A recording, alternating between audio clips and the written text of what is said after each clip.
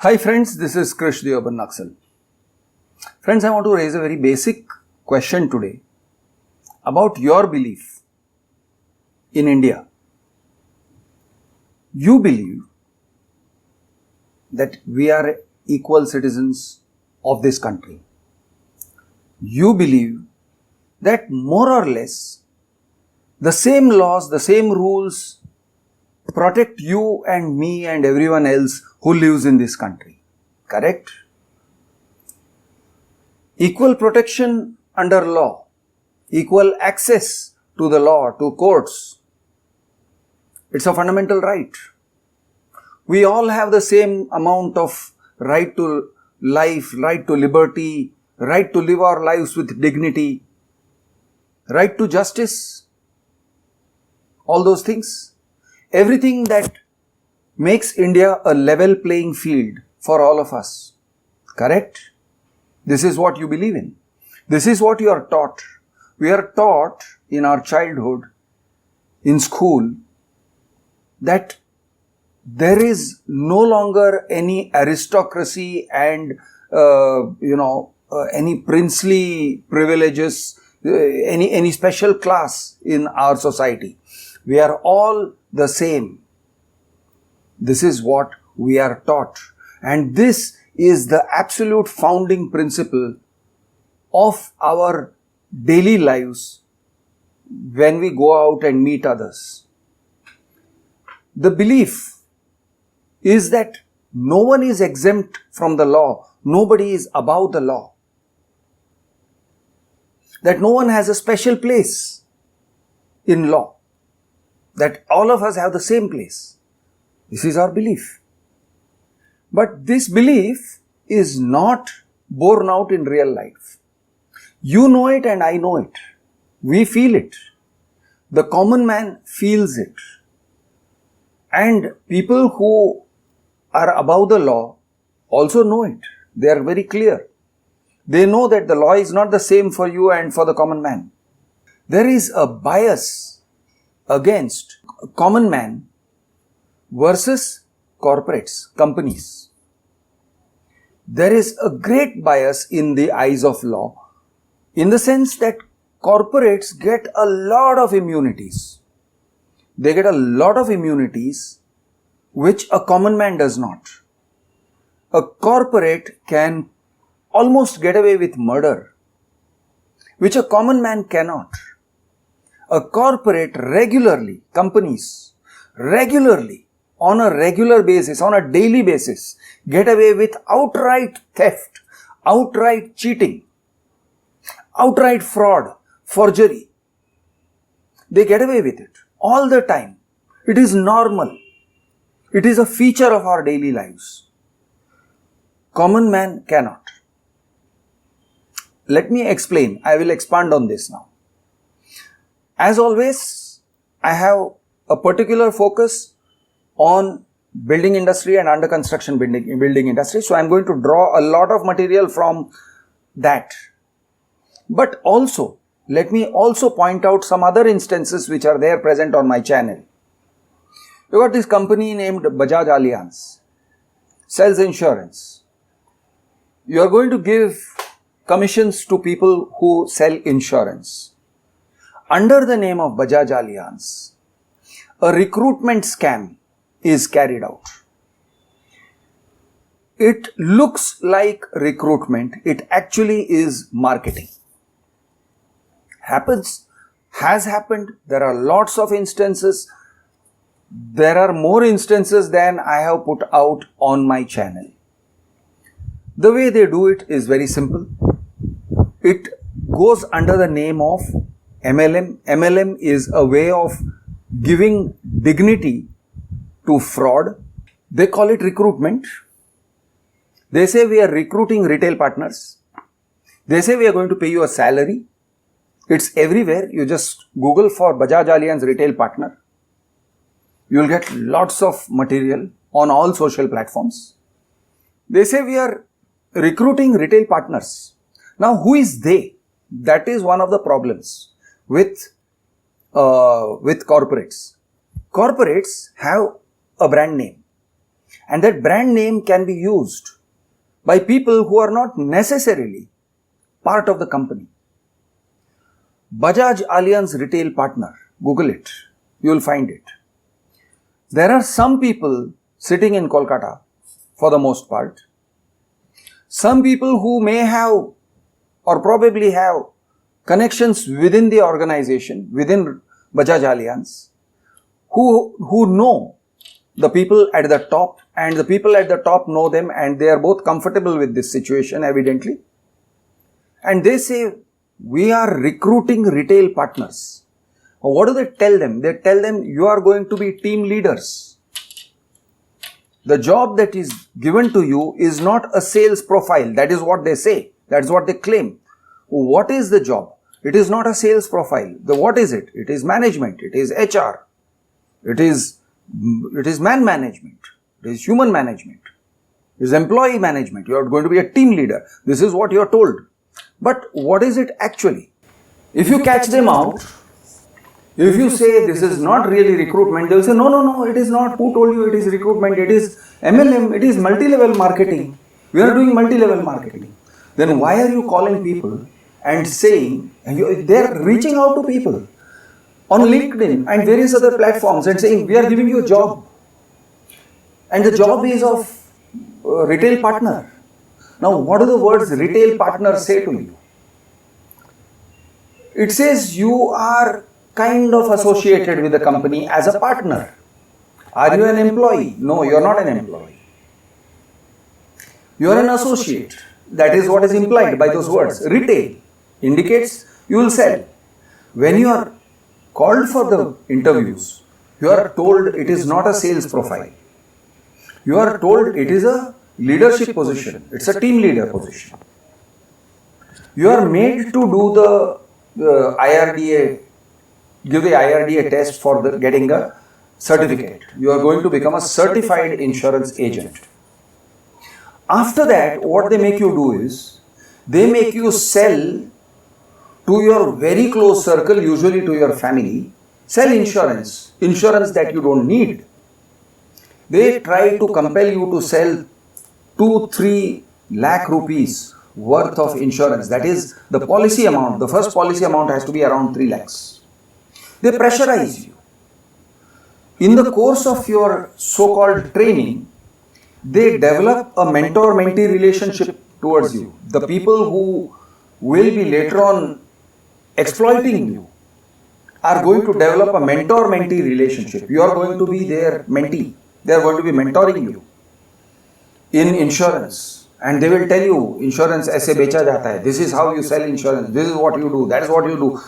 You are going to develop a relationship which is subservient to them. You feel they are above you. You feel you are below them. If they say you are useless, you are an idiot, you are not going to be able to say in an equal voice, sir, you are the idiot. You are useless, sir. You can't say it because you have respect. So you are going to say, okay, sir, I am an idiot.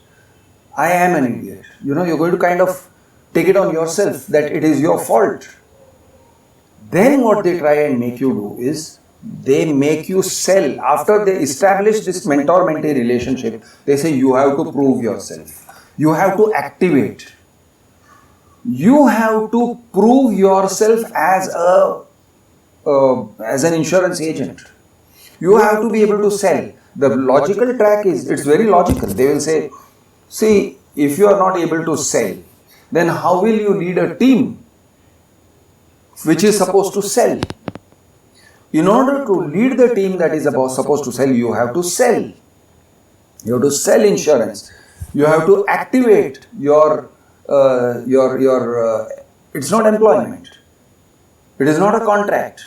It is not a consultancy, but your relationship with us. You have to activate it. That's an activation.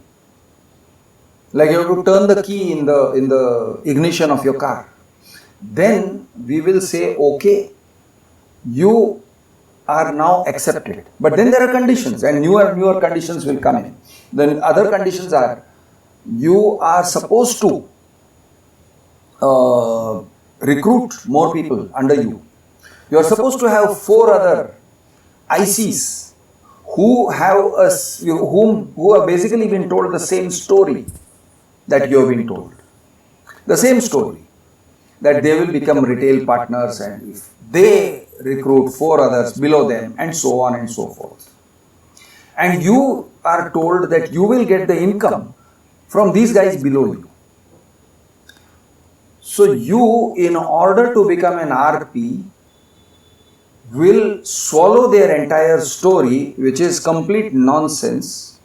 You will take the entire thing that they are saying, that basically you are an employee and your appointment letter will say very clearly you are not an employee.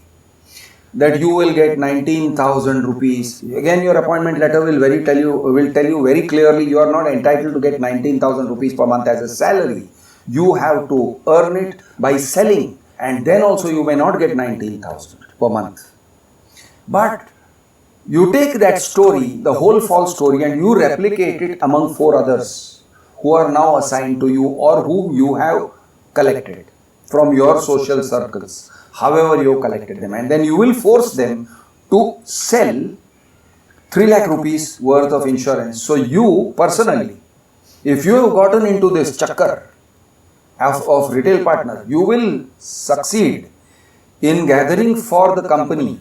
You will pay 3 lakh rupees and each of those 4 guys will also pay 3 lakhs. So 3, 6, 9, 12 and yours 15. 15 lakh rupees will go to Bajaj Allianz if you are successful. If you fail at any stage, you fail to give your 3 lakh rupees, maybe you will give 2 lakhs, maybe you will give 1 lakh. You will sell insurance to your uncle, you will lie. You will market your insurance by pleading with your uncle or your mom and dad, please, I need this job, help me get this job, I need it. They are creating a situation where you will lie to your family. And you may lie and say it's a one-time thing, but it is not a one-time thing. The next year rolls around, they will say, give us another 3 lakhs or whatever, 2 lakhs, whatever. And if you don't, then whatever you have given in the first year will lapse. It will turn into zero. You will get nothing out of it. This is a tactic. What are they doing? They have created a scenario, a situation where you think you are getting an employment, where your family thinks you are getting an employment, and in order for you to get that employment, they have to buy the insurance, which is not actually buying an insurance. They are basically contributing to you for your employment. And they are not going to get anything out of it, and that money goes to Bajaj Allianz, and maybe they pay 3 lakhs in the first year, maybe they pay another 3 lakhs in the second year, and then they stop paying.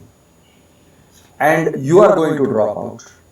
Those 6 lakh rupees went to Bajaj Allianz, no strings attached. It is their money. The same thing for the guys down. 4 other guys whom you recruited. You again are going to try and collect. Maybe they pay 3, 6, 9, 12, whatever. Whatever they paid will go to Bajaj Allianz. Again, next year is going to be a struggle. They are not going to get it out of their family. They have to get it out of their family now. They are not going to succeed in getting out of their family. It lapses. Because insurance has one principle, that if you don't pay continuously for a minimum amount of years, 3 or 4 years, the policy will lapse. And you are not even going to get surrender value. That money will be gone.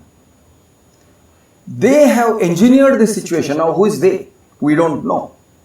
Are they employees of Bajaj Allianz? Bajaj Allianz will say, no, we are not. We don't know anything about retail partner. This has been going on. They are not disowning these guys. Bajaj Allianz is not disowning these guys. Bajaj Allianz is keeping silent. Big name. The name Bajaj is synonymous with quality. But they are keeping silent. They are not going to say anything. This is an example of a corporate which has got immunity in the eyes of law, although open fraud has been committed, is being committed in their name. It is so clear. But Bajaj will not make a statement. They will keep shut. They don't want to spoil a good thing. They want these crooks to continue. They want these crooks to continue to make money. They will just keep quiet. They are not saying anything. They are not saying a word. They don't want to say these guys are not ours. Can Bajaj Allianz be held responsible? It's very difficult. I am telling you it's very difficult. Because the person who went for this so-called RP, retail partner scheme, that person is extremely vulnerable. He is usually on his first job or second job. He has already given money to Bajaj Allianz, lots of money. He is vulnerable. He is economically vulnerable. How will he fight back? If he fights back, then he is going to suffer consequences. He is going to suffer very grave consequences on his own career. If you are going to fight your employer, or Bajaj, by the way, Bajaj Allianz is not an employer. Bajaj Allianz is not your employer. They will make it amply clear, although that appointment letter has a Bajaj Allianz stamp and letterhead and all the rest of that bullshit. It will not be, they will say, no, you are not our employee. So we have no commitment towards you. Your appointment letter will not state the things about activation, about your obligation to give 3 lakh rupees, buy 3 lakh rupees insurance. None of those things are stated in your appointment letter. Silence. So whatever is stated is off the records, off the books. Now, is it possible to fight this in any court? Very difficult, unless a number of people who have been exploited by Bajaj come forward and drag Bajaj to court, Bajaj Allianz. It's very difficult. And if you drag Bajaj Allianz to court, they have this, no, we didn't tell these people to market like this. We are only, we have insurance agents. We are not aware. You are willfully not aware. You are willfully ignoring what is going on. You want to ignore it because it is profiting you. Because through this MLM scheme, this multi-level marketing scheme, which on the face of it, they are not saying it is a multi-level marketing scheme. Nobody is saying it. Through this, you are gaining, you as a company, you are gaining huge amounts of money. Not for selling insurance, for getting surrender value, not even surrender value. It's just you are gaining from people who are losing their money, who are just losing their money because they were missold. So what are you doing? You are mis-selling, or you are allowing mis-selling of your insurance policy. You are allowing people to mis-sell. You are facilitating them, but from the back door. You are giving the name of Bajaj Allianz. You are allowing them to misuse your brand, but you are not saying anything. You are keeping quiet. So, if someone tries to take you to court, Bajaj Allianz will be able to say, no, we are not responsible for all that. Prove that it is connected to us. It is not connected to us. Prove it. The burden of proof will fall upon the accuser. Which accuser has the energy to prove beyond doubt to a court of law which insists on keeping their eyes closed? The judiciary is blind. We know they are blind. The judiciary have proved that they are blind. They continue to prove on a day-to-day basis that they are blind. That they don't want to take these guys, hold these guys to account. Corporates have this huge and massive and dirty advantage. This was Bajaj Allianz. Let me tell you about another company, Byju. Byju has recruited large numbers of people for their marketing. The marketing, or a lot of the marketing, will happen not by Byju's employees who have become confirmed as their employees. A lot of it happens at the stage of the recruitment. While they are being recruited, while they have not been, there's a lot of off the books kind of activity that these boys and girls are made to do. They are taught, they are trained in a certain way of marketing. That's not legal. They are pressured into a certain hierarchical structure where their team leaders will exploit them. And the team leaders will exploit them often because they have themselves been exploited and they feel that is how the market works. ऐसे ही करना होता है. So the team leaders exploit the boys and girls, extract work out of them, whose responsibility it is to keep track of how many hours these guys worked, of how much they traveled in the course of their in the course of selling in marketing. It is the responsibility of the individual team leaders. Do they keep records honestly, faithfully? They do not. Whose responsibility is in the grand scheme of things to ensure that whatever is being done is accountable, is lawful, is by the book? It is Byju's. Are they doing it? They are not. They don't know anything. भाई हमको कुछ बात पता नहीं है. We don't know anything. Our hands are clean. These are not our people. The boys and girls are subjected to insane amount of working pressure, insane amount of sales pressure. The justification that people will give, people within sales and this line of work will give is, this is how the market functions nowadays, sir. This is normal. No, it's not normal. It has been normalized. The kind of hierarchies that are created within the Byju's marketing teams leave the boys and girls working below the team leaders open to sexual exploitation, financial exploitation, team leaders taking away the money and the incentives which rightly belong to the people working at the grassroots level, going out there, meeting parents, telling the parents that we are teachers, that we are ourselves teachers and we are here as counselors for your children, not salesmen. If someone comes to you and says he is a teacher, he is a counselor, and he takes a psychological test or an IQ test of your child, and then says that because your child is very bright, we are going to give you this much discount, but you have to confirm today and you have to take this package from Byju's. Or if the child fares poorly and he sees that the parents have a poor opinion of the child, he will say this child is dangerously deficient in intelligence, he has not learned, he needs to be educated so that he will survive in the world outside, otherwise this child is going to be a burden on you in your old age. He will be unemployed, he will be unemployable, they can raise the fear factor, and so you have to buy this Byju's product. Cause fear, make people pay the money. On one side they will say we will give you this much discount if you book this product on such and such a date, before such and such a date, and so on and so forth.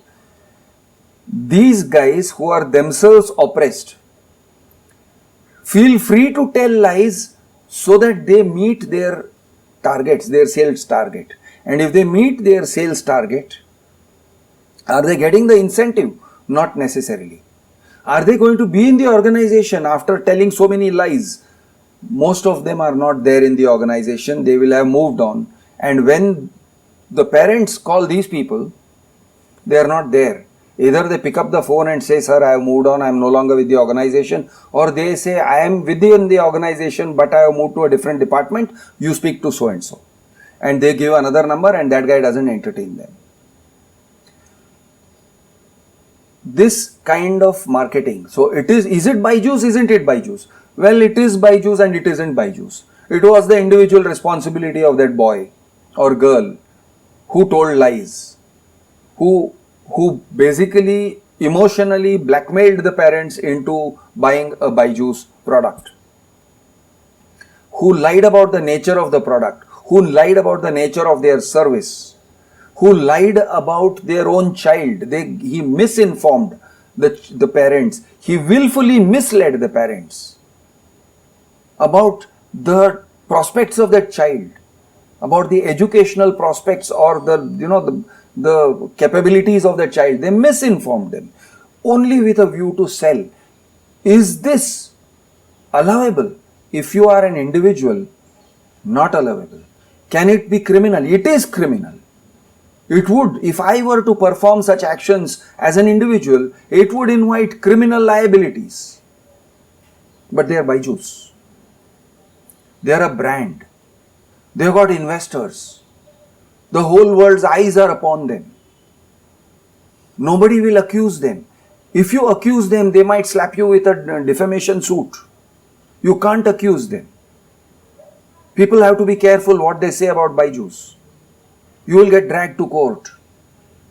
This is the kind of immunity that corporates have because they are corporates. Because they will not have to come to court. Their lawyers will come to court. They will drag you to court. They will drag your ass to court. But they will not come into court. So Byju's was my second example of corporate unaccountability. What they are doing is widely recognized. It is known that they are doing wrong, but they continue to move around in complete impunity. Nobody is holding them to account, and truth be told, it is very difficult to hold them to account. Anybody who tries is most likely to fail. The entire odds are tipped against the person who is trying to hold them to account. Corporate law will protect them. Unfortunately, corporate law protects the directors from such actions, because although it is happening and although they have created an environment for wrongdoing, they are not doing the wrong. They have created an environment. No, how are you saying they are creating an environment? They are not responsible. So their responsibility is shoved down to the manager levels. The top guys know exactly what is going on. The guys who do wrong in the manager levels will get rewarded. The guys who do right in the manager levels and who blow the whistle on the wrongdoers will get punished. They will get ejected from the company. Their voices won't be heard. They'll be sidelined. The guys who bring in the money will be heard, will be promoted, will find themselves getting more and more powerful within the organization. The people who speak the truth within the organization will find themselves in deep shit. They may find themselves at the receiving end of accusations. They may find themselves being isolated. They will be persecuted. They will have to leave the organization in shame. And they may not find another job. If their fight has been public, they may not find another job. So I gave you a second example. First was Bajaj Allianz, second was Byju's. I am going to give you another example. Third example I am coming to is square yards. Again, zero accountability. The marketing tactics, extremely oppressive, dehumanizing, abusive, withholding of incentives, not paying out incentives. When the flat gets sold, the incentives that are generated, I am saying sold, not booked, sold. When someone buys a flat, there is a commission. The commission may be 3%, 4%, 5% or more. That is negotiated between the square yards, the top level and the builders. It is marketed by people in India. It is marketed by people sitting abroad. People are sent from India to places like Dubai. They live there in terrible conditions. They live there deprived of money. They are practically held to hostage, held hostage. They are made to sell under insane amount of pressure. Of course, they will say, they will tell lies, they will do anything to ease the pain of the deadlines, of the targets. Under deadline pressure and target pressure, they will tell lies. It is known, the system is created, the environment is created so that they will tell lies in order to sell the product. They will make false commitments. They will prey upon the gullibility of people who are looking to them for genuine information. Having done so, will they get their incentives? Some of them will not. Many of them will not. They will be deprived of incentives. Their incentives will be withheld. Can they fight back? They can't fight back. They don't have the strength to fight back. They don't have the financial strength to fight back. The courts will not hear them. Fact of life. Some chap called Ram Sharan Verma, some girl named Seema Chaturvedi versus Square Yards. Big name. They will send their top lawyers. They can engage top lawyers. They can afford to engage top lawyers. What will Ram Sharan Sharma and Seema Chaturvedi be able to do? They are nobody. They are nothing. Nobody supports them. It is their word against Square Yards. So, Square Yards, needless to say, cannot be held to account. The managers know it. The top level guys know everything that happens. Of course they know it. The bottom level guys, the guys who are still within the organization doing the dirty work, they know how deep their hands are in blood. They are elbow deep in blood. Withheld incentives, withheld salaries, overworking, causing situations where the employees may want to commit suicide. But the top level guys, they are smelling of roses. They are just big people. They are not doing anything unethical. Nobody can accuse them of doing anything unethical. This is how a corporate functions. If you call them, they are suited, booted, well-spoken, much better informed than anybody else. They speak the language of good corporate governance, etc., etc. They are smelling of roses. You will not dare to accuse them. And if you accuse them, you will accuse them on behalf of whom? Some nobody, some young people in their 20s. Those nobodies are saying that these people have exploited them. They have, because their organization, they were sexually exploited, they were mentally harassed, they were tortured, they were held hostage, their incentives were taken away. The books have been whitewashed. The books at the bottom will not indicate what is going on. It is the responsibility of those boys and girls sitting above these people. They are also exploited, but they are sitting above these people. Now, because they have been exploited, they exploit others. Because they have been raped, they rape others. Because they have been castrated, they castrate others. That's the mentality. Where is the corporate governance? Last but not least, I will come to under construction. I'm sure there are plenty of other examples, and I can give you plenty of other examples. I'm coming to under construction. In the under construction industry, I will speak of Lodha. Public limited company, listed company. I'll speak of Godrej. I would speak of, there are so many listed companies. What do? They create an environment for wrongdoing. How? They create a contract. The contract relates to only the flat purchase.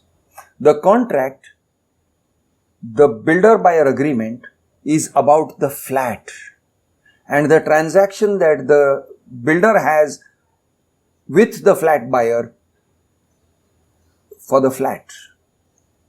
Now, is the contract saying everything? It says a lot, some of what the contract says is very dangerous for you. If you read the contract, you will know that there is an unlawful intent right in the beginning. The intent is to create as much distance between you and the builder as possible. You cannot hold the builder accountable. The builder has distanced himself from you. If something goes wrong, it will be your fault. It will never be the builder's fault. That is how the contract is structured. I say this all the time. I'm going to say it one more time. When they are selling you an under construction property, you, the flat buyer, think you are buying a flat. You are paying money for a flat. That is what is sold to you, because what you are shown is brochures. What you are shown is advertisements, is advertisement material. What you are given is sales talks, which talks about the flat, the flat, the flat, the flat, the flat. And what else about the flat? Well, the surroundings of the flat. Sir, it is only 1.5 kilometers from New Link Road, and it is X kilometers from this flyover, and there is so many kilometers from Western Express Highway, and it is 5 minutes distance from so-and-so hospital and so-and-so school and all that. The whole thing relates to the flat. But the contract, the builder-buyer agreement, which looks like it's about the flat, is not about the flat. That is not the object of the agreement. It looks like to you that it's about the flat. It is actually about your promise, flat buyer's promise, to fund the builder. That is the object of the contract. The object of the contract is, it is not a flat purchase contract. It is not a flat purchase agreement. It is a money supply agreement. Read it. They will say repeatedly, time is of the essence, time is of the essence. Time of what is of the essence? Read it. Understand it. The time of you giving money is of the essence in the contract. The time of you either paying the money from your own bank account when money is demanded by the builder, whether it is towards taxes, whether it is towards installments, whether it is towards maintenance of the flat, advance maintenance of 18 months, etc., common area maintenance, township maintenance, blah blah blah. Various reasons why you will be asked for money, but you are supposed to give the money obediently before their deadline runs out, and it's a very short deadline. And it is not about them giving you a flat and then giving you possession of the flat in a timely manner. It is not about that. The way it is structured is, it is a money supply agreement. But it is sold as a flat purchase agreement. This is fraud. You are deceived. It is deception on a grand scale. Every person who goes into the sales office of a builder is deceived into believing that he is there to buy a flat. And the people are talking to him about his flat purchase. But no, they are hooking him into a money supply agreement where he virtually becomes the financier, the partner in loss, the partner in risk of the builder. His best case scenario is he gets a flat, which the builder promised. That's his best case scenario. Flat only. Not the surroundings, not the common amenities, not even the clubhouse, not even the swimming pool. All that may not come. Only thing he will get, only thing that the builder is committing, you will get your flat. That's all. Will it be in a good neighborhood? No, sir. We are not making any commitments. Will it be in a safe neighborhood? Is the project safe? Is it safe for you to walk your dog? Is it safe for your children to run around and play? Is it safe for your elderly parents to sit in the garden? Not necessarily. Is your tower safe? Can your children press the button of the lift and go to the top floor safely? Not necessarily. Can they go out to the garden without fear of being hit by rocks, falling pieces of cement from the top of the building where construction work is still going on? Not necessarily. Not necessarily, and the contract will make that very clear. Your best case scenario is you will get your four walls of the flat within which you may live, not like a citizen, like a half citizen, without dignity, at the conditions of the builder. This is the contract. This is the deal. But even worse, how are you pulled into it? They are lying to you to get you into this contract. They lie to you. They do not tell you the truth. You are told you are signing a booking form for a certain flat. No, it is not a booking form. The builder is not giving you a promise. Always, in all conditions, wherever else you go in the world, you are entering into an equal relationship for the most part. Except when you are dealing with these corporates. You are not entering into an equal relationship. It is not an equal relationship. You are entering into a relationship with someone who says, I am above the law and you are not. I will take away your money, and I can take away your money not because it became my money, but because I have your money and you are signing on some paperwork. So the relationship is that of you becoming what they call an anguta chhap.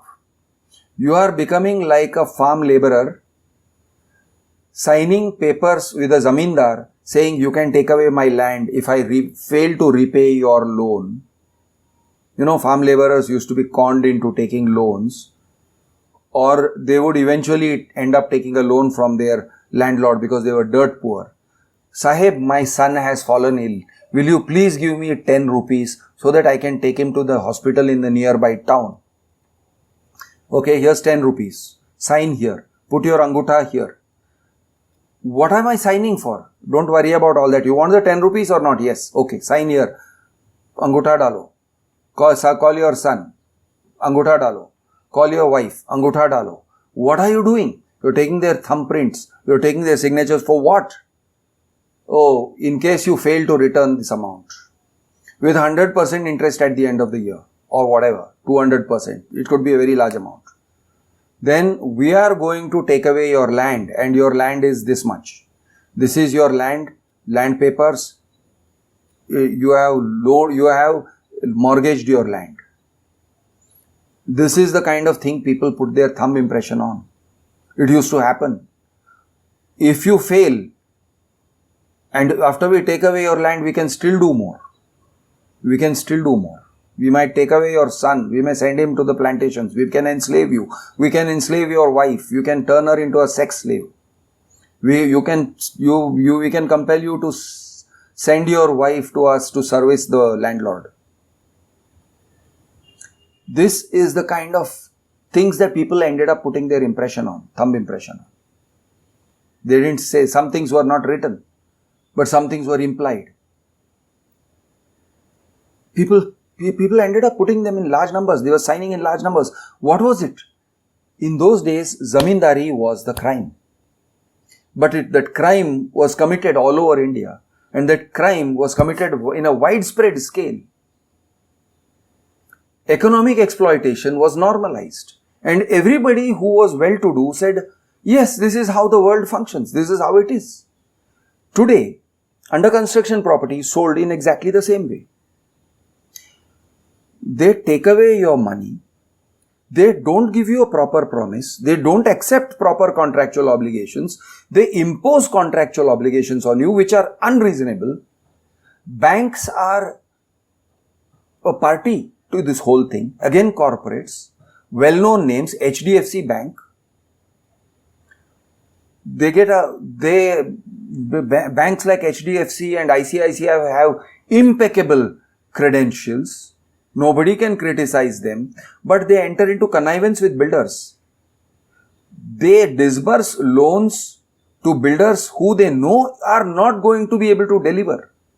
They are supposed to exercise stewardship. stewardship is the responsibility that they have to ensure that the money that they are giving is used in the right way, and ultimately is used for the purpose for which the loan is being given. Because that mortgaged asset, the flat, is their asset. So they are supposed to do that. If nothing else, if not in public interest, they are supposed to do it in self-interest. Are they doing it? No. They are colluding with the builder. They are helping the builder to lie. They are giving loans to people who may not be eligible for the loan, because they know that by the time this flat buyer fails to repay the loan, he is going to get into a deep trouble, financial trouble, with the builder and the bank. He stops paying EMIs. Bank says, we will not disburse our funds. We will not disburse the loan to the builder. Builder says, okay, I'm going to cancel the agreement. I can terminate the agreement, and now I can sell that flat to someone else. The builder has already taken the disbursement. The bank is not interested in taking that money back from the builder, because the bank says, I am going to hold this guy to hostage. I am going to hold the flat buyer to hostage. I am going to proceed against him in the court. It is his responsibility to make the builder give me the mortgaged asset. It is not my responsibility to take the mortgaged asset from the builder. So instead of moving against the builder to take the mortgaged asset, mortgaged flat, sell it, recover the dues, give back to this guy if something is pending, if some amount is in excess, they can do all that. They have the powers. They are both corporates. But they don't do that. Common man is left fighting after a builder and a bank and a bunch of middlemen, brokers. Some of them very well-known brokers like Anarock, channel partners. Their people will market dicey deals. The deal is dicey. The company may not be dicey. The project may or may not be dicey, but the deal is dicey. They will market the deal to this person. They will take token, booking amount, expression of interest, advance, they call it by various names. The end result is the same. They are forfeiting the money. How are you able to forfeit the money if there is no contract? I'm talking about before builder-buyer agreement. How are you able to take away people's money? There is no contract. The builder never accepted a contract. He never accepted contractual obligations. There is no privity of contract in the eyes of law. The builder made people invest in the project. How did he make them invest in this project? Did he give them a prospectus? What is invest in? If somebody is being attracted to an investment, there has to be a prospectus. You have to put out an official document called a prospectus. These are the risk factors. This is the upside. This is the downside. These are the risk factors. This may happen. This may happen. You are supposed to do a factual assessment of the whole thing and give that document out there in public domain for people to study and say, yes, I understand this. I understand the risk factors. I have factored it all in. Okay, now I am buying an instrument, a financial instrument. A prospectus is needed in order to make you give an advance, a booking amount, anything, or to buy a financial instrument. What the real estate industry, under construction industry is doing is basically selling you a money supply agreement, essentially a financial instrument, saying if you pay this much amount every month till this year, then you will get a flat which is valued at, let us say, 1 crore. That is a deal. It is a financial instrument that is being sold to you. Where is the prospectus? RERA, Real Estate Regulatory Authority, is not regulating them. What RERA is doing is turning a criminal activity, an activity which would have criminal liabilities, into a civil liability. It disguises a criminal liability as a civil liability. People go to RERA. Essentially what they are doing is writing off their right to prosecute these guys in a court of law. The companies are going scot-free, whether they deliver on time, whether they don't deliver on time, whether they make extra contractual demands. they demand money under the agreement. They will make demands which are outside the agreement. They will make him sign papers which are outside the agreement. They will make him give money which is outside the agreement to people who are outside the agreement. And he is helpless because he is already in it. He is stuck. He is deep down until he is up to here in mud. He can't afford to fight with you. He is struggling. The only thing he can do is manage to keep his head above the water, above the mud. He is struggling. You create a situation where the common man is like this in mud. In the deep financial morass that you created. And this kind of corporate exploitation is everywhere, and it is not possible to hold them to account. Practically, unless and until people rise up in numbers and speak out against the entire class of people. It is not, okay, here you are going to say this guy is a urban Naxal. Exactly. This is class warfare. Common man, ordinary man versus an aristocracy. There is a landlord class now. That class has come into existence. That class is your corporate class. People are working for them. That way Indians used to work for the British. Indians used to work in British army. They used to work for the police, administration. The bullets in Jallianwala Bagh were not fired by British. They were fired by Indians. Same way, common man is also working for them. Also often under very exploitative conditions, even if he is an employee. But he says, what can I do? The corporate entity is shielding the people who are working for them, and if they are exposed, if they fail to, if the corporate fails to protect itself, it will throw these guys to the dogs and it will hang the blame on their neck, and they will say, okay, these people misled us, inko jail mein dalo. Inko jail mein dalo, but the corporate comes out looking clean. Their hands are smelling of roses, even though their people's hands are deep in blood. This is the situation. It has become a corporate versus common man problem. And common man is not necessarily raste ka aadmi. He is not a guy who walks on the street necessarily. It could be a doctor. It could be a surgeon. It could be a business owner. It could be a very well privileged person. It could be an NRI living in the US or in Singapore. People can be very well to do, but even they are common men vis-a-vis these corporates, and they have little to no hope of justice. And it is also the fault of the courts. There is a systemic bias now. I'm calling out that systemic bias. That bias has come into existence. Unless we recognize it, unless we fight this, it's not going anywhere and it's just getting worse. The inequality will get worse and worse and worse. And already the consequences, we are living in a very unequal society. It is just about to get more unequal. With the coming of artificial intelligence, with the coming of big information, big data, it's just getting worse. This is by no means exhaustive. I have given you some sense of what is going on. I hope people will take responsibility to do something about this. We need to call it out when we can. We need to fight it in whatever way we can. A movement is needed. It is not an individual effort. It is not it's not a one man's battle. It is by its very characteristic, it is not a one man battle. It has to be fought on a very wide front. I hope at least a few of the people listening to this are going to do more than just give YouTube comments and likes.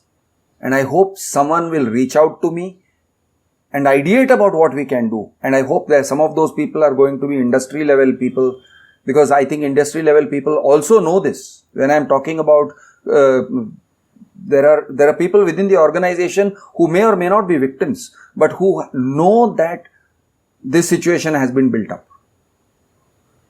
I have not yet talked about the employee end of things, the employer-employee relationship between a corporate and the people working for the corporate. That is another thing we need to talk about that. The shareholder versus the corporate. Again, the shareholder is also a sucker. He is also getting suckered. He is getting a raw deal. There is another story there. High net worth individuals, very high net worth individuals are also getting a raw deal, are also getting suckered and being oppressed, and their money is being taken away, their wealth is being taken away. It is basically humans against companies, if I may frame it like that. Natural citizens versus the artificial citizen of the country, the non-voting artificial citizen of the country, which is the corporate, which gets protection of the law, which gets to take advantage of the law, and by virtue of its sheer size is almost above the law. I don't want to demonize the top brass of companies. It is not about individuals, it is about the system. And here a very wrong system has come into play. We need to look at it seriously, we need to fight this. If we don't, our future is bleak, our children's and grandchildren's future is bleak, this nation's future is bleak. Please don't let a dystopian future come into existence. I am Krish, the Urban Naxal. Jai Maharashtra, Jai Hind, Jai Jawan, Jai Kisan.